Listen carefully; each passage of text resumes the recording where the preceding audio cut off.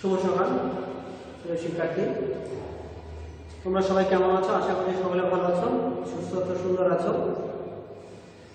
তো আজকে অনেকদিন পরে আমি তোমাদের ক্লাসে উপস্থিত হলাম। তো তোমরা একটু মনোযোগটা ক্লাসের দিকে নিবিষ্ট করবা। আমি আজকে তোমাদেরকে যে অধ্যায়টা করতে যাচ্ছি, রসায়নের ষষ্ঠ অধ্যায়। নিশ্চয় তোমরা জানো ষষ্ঠ অধ্যায়টা, ষষ্ঠ অধ্যায়। এই অধ্যায়টা হলো মৌলের ধারণা ও রাসায়নিক গণনা। এই মৌলের ধারণা রাসায়নিক গণনা অধ্যায়টা অনেক গুরুত্বপূর্ণ একটা অধ্যায়, যেখান থেকে প্রতিটা পরীক্ষায় ম্যাথমেটিক্যাল টার্ম পরীক্ষায় আসে এবং এটা একটা গাণিতিক সমস্যাগুলি একটা অধ্যায়, যে অধ্যায়টা আসলে অনেকের কাছে অনেক কঠিন মনে হয়। তো আমি মনে করি এটা অনেক সহজ, তোমরা ইজিভাবে ছোট ছোট ম্যাথ একটু মাথা কাটিয়ে সলভ করো, তাহলে পেরে যাবা। আর সব থেকে বড় কথা হলো তোমরা এই অধ্যায়গুলো 9 যেহেতু আমরা কমপ্লিট করছি, তোমরা নিশ্চয়ই জানো এবং এই বিষয়ে ভালো অবগত আছো। তারপরে আমি তোমাদেরকে একটা টপিক নিয়ে আজকে যেটা আলোচনা করতে চাচ্ছি, সেটা হলো যে যৌগে বিদ্যমান মৌলের শতকরা সংযুক্তি, অর্থাৎ মৌলের যৌগে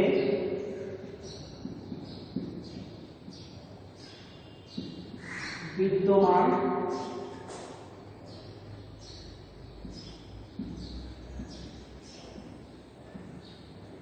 মৌলের শতকরা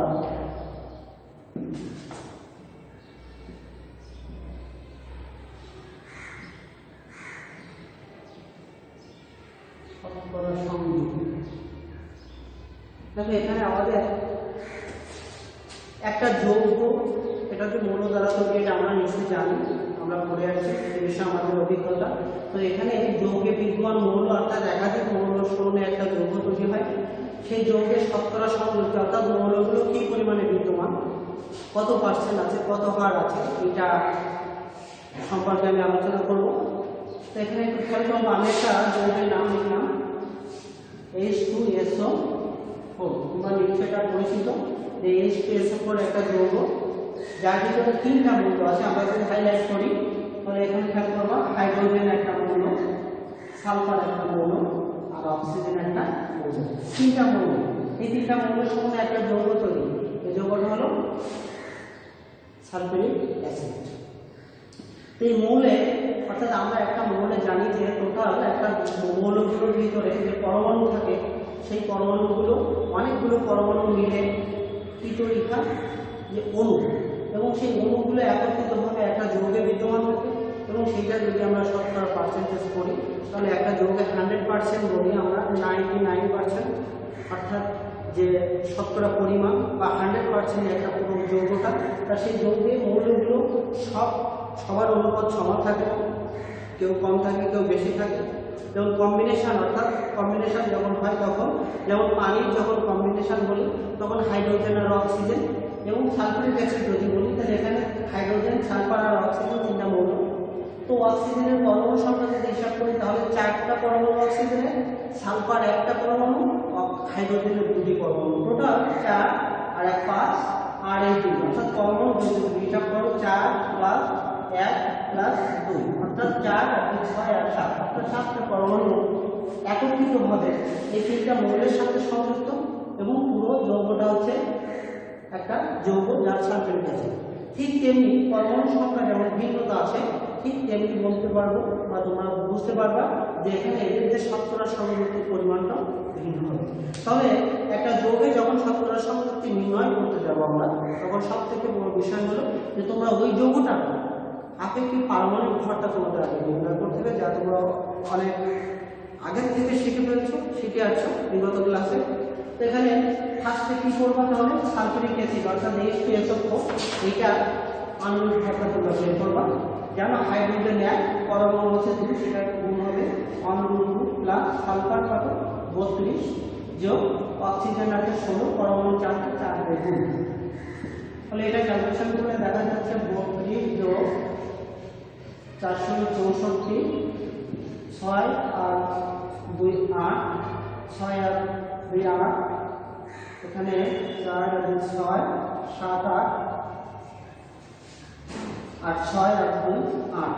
তো এখানে কত হচ্ছে দেখো, সালফার হচ্ছে 32, অক্সিজেন 16, তার সঙ্গে 64 এবং হাইড্রোজেন 2, 1 2 2। তোমরা এটা ভাঙানোটা অবশ্যই করো। তো এখানে হাইড্রোজেনের একটা মৌলের দুটো পরমাণু, তো হাইড্রোজেন পারমাণবিক সংখ্যা আমরা 1 জানি, পারমাণবিক ভরটা কিন্তু 2,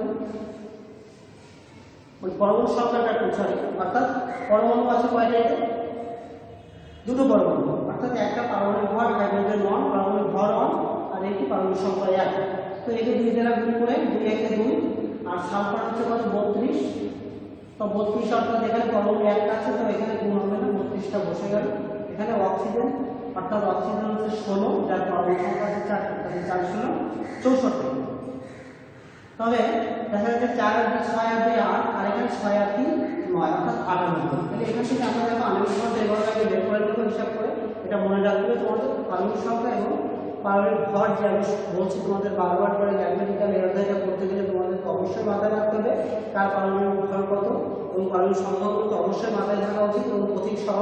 তো এটা তোমাদের 98 বেরোলো কি, এটা এই সালফিউরিক অ্যাসিডের পারমাণবিক ভর, অর্থাৎ পরমাণু ভর।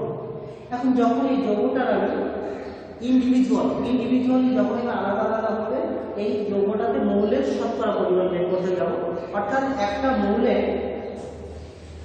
মৌলে ভিতরে অনেকগুলো পরমাণু বিদ্যমান দেখো। তো এই পরমাণুগুলো তোমার একত্রিতভাবে যখন যৌগ তৈরি করে, ঠিক তেমনি আমি যখন ইন্ডিভিজুয়ালিভাবে শতকরা সংযুক্তি বের করতে যাব, ঠিক তেমনি ইন্ডিভিজুয়ালিভাবে আমার পরমাণু সংখ্যাগুলো আলাদা করে আমার হিসাবে রাখতে হবে। শুধু মৌলগুলোকে রাখলে হবে না, পরমাণু সংখ্যাটাও ঠিক রাখতে হবে, যে ওই যৌগটার ভিতরে কয়টা করে পরমাণু বিদ্যমান আছে মৌলের সাথে, সেই পরমাণু সংখ্যাটাও সঠিক রাখতে হবে। তাহলে শতকরা সংযুক্তি অর্থাৎ একটা যৌগের ভিতরে যে মৌলের শতকরা কি পরিমাণ উপস্থিত বা বিদ্যমান আছে, সেই পরিমাণটা আমরা এখানে শতকরা সংযুক্তি অর্থাৎ কতটুকু কত পার্সেন্ট আছে এটা হিসাব করি। তো এখন যদি আমি সালফিউরিক অ্যাসিড H2SO4, যার আমি 98 পেলাম পারমাণবিক ভর, তো এখন হাইড্রোজেনের যদি ইন্ডিভিজুয়ালি এখানে সালফিউরিক অ্যাসিড H2SO4 এ হাইড্রোজেনের, অর্থাৎ এই হাইড্রোজেনের শতকরা পরিমাণ বের করতে যায়, শতকরা সংযুক্তি। তাহলে একটু খেয়াল করো যে সালফিউরিক অ্যাসিডে হাইড্রোজেনের শতকরা সংযুক্তি আমি বের করতে যাচ্ছি। তো হাইড্রোজেন দেখো খেয়াল করবো, হাইড্রোজেনের পরমাণু সংখ্যা কয়টা সেটা অবশ্যই বিশেষ খেয়াল করতে হবে। এখানে পরমাণু সংখ্যা কিন্তু 2টি, তাহলে হাইড্রোজেন পারমাণবিক ভর হচ্ছে 1, পরমাণু 2টি, তাহলে 1 × 2। এখানে গুণ 100, অর্থাৎ শতকরা বের করতে গেলে আমরা 100% অর্থাৎ 100 দিয়ে গুণ করে এখানে সালফিউরিক অ্যাসিড কত হচ্ছে 98, তাই 100%। তো দেখা যাচ্ছে 1 × 2 × 100/98। এটা যদি আমরা ক্যালকুলেশন করি তাহলে দেখো কত আসছে। এখানে তোমরা ক্যালকুলেশনটা করবা, করে দেখবা কত আসবে। 200, এখানে 1 × 2 অর্থাৎ 200 ভাগ, এখানে 2 × 100, 200 ভাগ 98।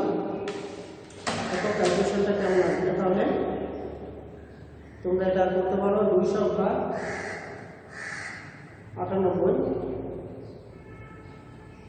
তো 2.04%, 2.04%, এখানে শতকরা করতে।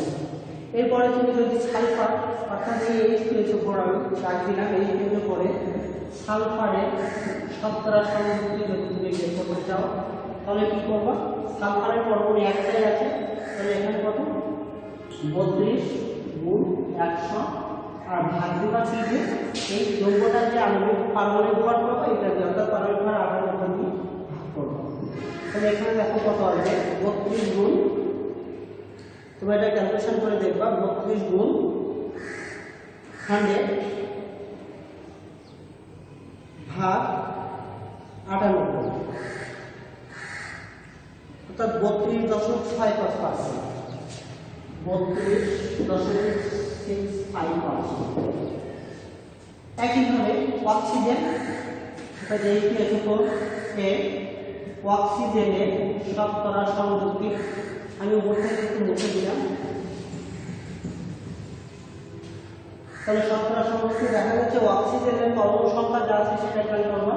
অক্সিজেন 16 পারমাণবিক ভর, পরমাণু সংখ্যা 4, তাহলে 16 গুণ 4 গুণ 100 ভাগ 98 অর্থাৎ পরমাণু সংখ্যা। সেটা ক্যালকুলেশন করলে যেটা আসবে দেখো তোমাদের 64 464 অর্থাৎ 64 গুণ 100 ভাগ 64 গুণ 100 ভাগ আসছে কত 98, অর্থাৎ ক্যালকুলেশন করতে 65.65.30 এখন সুতরাং আমরা তাহলে কি বুঝলাম যে এখান থেকে যে শতকরা সংযুক্তি বের করতে গেলে আমার পুরো যে যৌগটার শতকরা সংযুক্তি নির্ণয় করতে গেলে ওর মৌলগুলো শতকরা সংযুক্তি, তাহলে আমার পুরো যৌগটার আগে পারমাণবিক ভরটা নির্ণয় করতে হবে। নির্ণয় করার পরে যে মৌলটার শতকরা পরিমাণ আমি বের করতে যাচ্ছি সেই মৌলটার পারমাণবিক ভর, অর্থাৎ আণবিক পারমাণবিক ভর, এখানে কি পরমাণু ভর কয়টা পরমাণু আছে তাই কি আমরা আণবিক ভর যেটা অণুর ভর, আণবিক ভরটা গুণ 100 ডিভিশন আসবে পুরো যৌগটার পারমাণবিক ভর।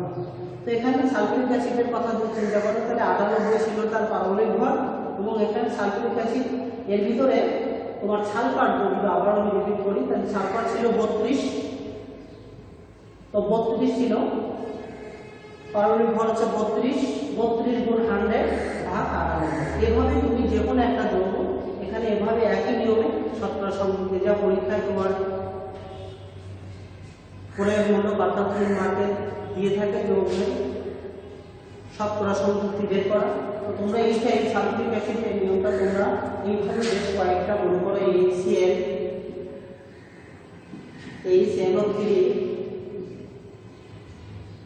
ক্যালসিয়াম কার্বনেট CaCO3, আর একটা মনে করো NaCl।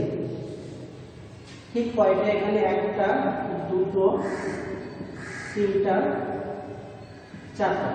এই চারটা বলবো আমি তোমাদেরকে, অর্থাৎ এখানে চারটা যৌগ, এখানে calcium carbonate, hydrochloric acid, nitric acid আর সোডিয়াম ক্লোরাইড, এই চারটা যৌগের শতকরা সংযুক্তি তোমরা এই জন্য করবো, অর্থাৎ বুঝতে চেষ্টা করবা। তো আমি আবারও বলি, এখানে প্রথমে তোমরা খেয়াল করবা কি, অর্থাৎ যে যৌগটা থাকবে সেই যৌগটার ফার্স্টে পারমাণবিক ভরটা বের করে নিবা, নিয়ে ইন্ডিভিজুয়ালি ভাবে তোমার মৌলটা বের করবা। মৌলটা যখন বের করবা তখন মৌলটার কি, অর্থাৎ পারমাণবিক ভরটা উপরে থাকবে, যেহেতু শতকরা বের করবা 100 গুণ ভাগ পুরো যৌগটার আণবিক ভর।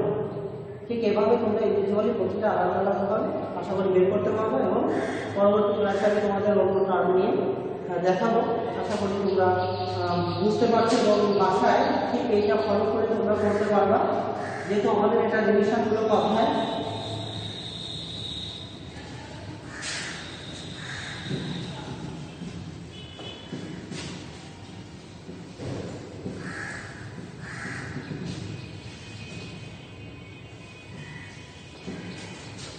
প্রিয় শিক্ষার্থী, সবাই ভালো থেকো, সুস্থ থেকো, সুন্দর থেকো। আশা করি বাসায় একটু মন দিয়ে লেখাপড়া করো, এটাই কামনা করি তোমাদের কাছে। ধন্যবাদ সবাইকে।